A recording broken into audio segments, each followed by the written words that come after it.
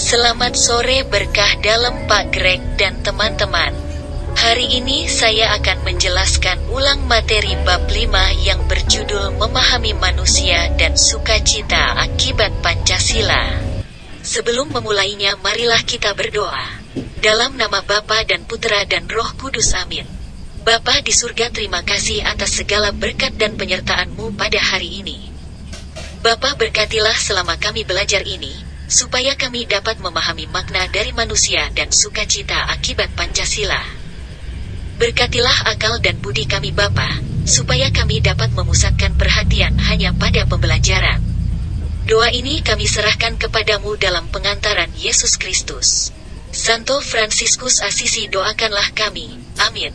Sebelum membahasnya lebih lanjut mengenai memahami manusia dan sukacita akibat Pancasila, kita perlu mengetahui definisi dari manusia terlebih dahulu.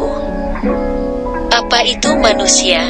Manusia adalah makhluk sosial yang memiliki akal budi dan kehendak bebas serta yang sejatinya akan memperhatikan dengan sungguh moralitas. Moralitas sendiri berasal dari kata dasar moral Latin atau mos yang berarti kebiasaan. Kata mores yang berarti perilaku baik.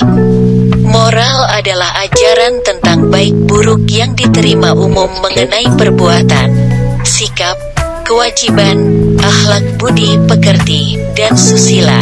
Untuk konteks Indonesia, moralitas tersebut sudah tertuang dalam nilai-nilai Pancasila.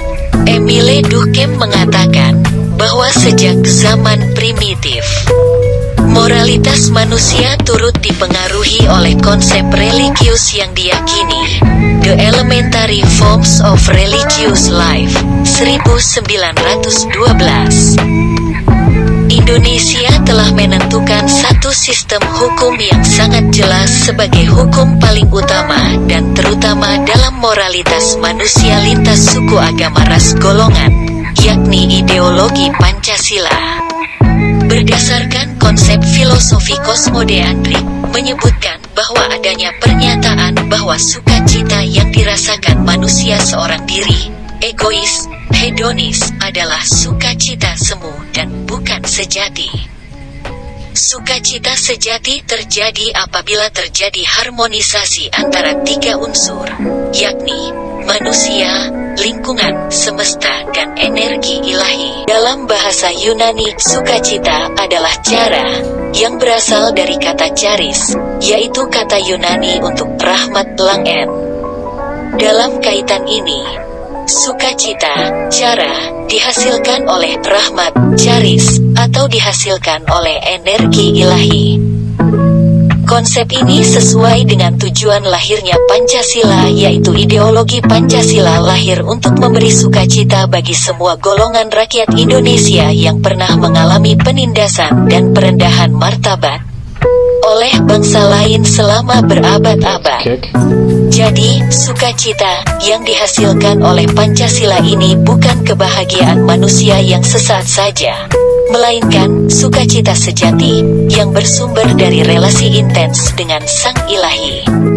Yang menjadi konsekuensi cara atau sukacita Pancasila yang bersifat kosmodeandrik adalah kata agape. Kata agape diterjemahkan dalam terjemahan baru sebagai kasih akan semua orang.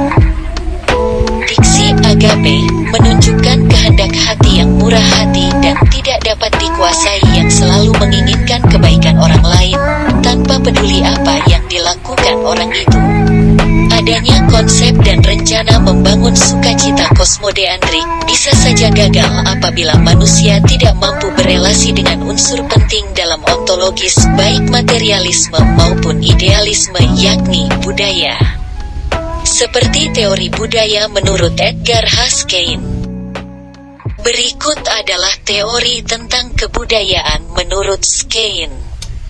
Skene menitik beratkan pada frasa pattern of shared tacit assumptions yang secara umum seringkali dimaknai seperti sebagaimana cara yang dilakukan orang-orang lokal. Dapat disimpulkan bahwa sukacita Pancasila tidak diartikan sebagai sebuah kata benda, namun kini lebih dimaknai sebagai sebuah kata kerja yang dihubungkan dengan kegiatan manusia. Sekian penjelasan ulang saya mengenai memahami manusia dan sukacita akibat Pancasila. Sebelum mengakhirinya, marilah kita berdoa. Dalam nama Bapa dan Putera dan Roh Kudus. Bapa di surga, terima kasih atas segala berkat dan penyertaan-Mu pada hari ini. Bapa, semoga apa yang baru saja kami pelajari dapat semakin kami pahami dan bermanfaat bagi diri sendiri dan orang lain. Doa ini kami serahkan dalam pengantaraan Yesus Kristus Tuhan kita. Santo Fransiskus Asisi, doakanlah kami. Amin.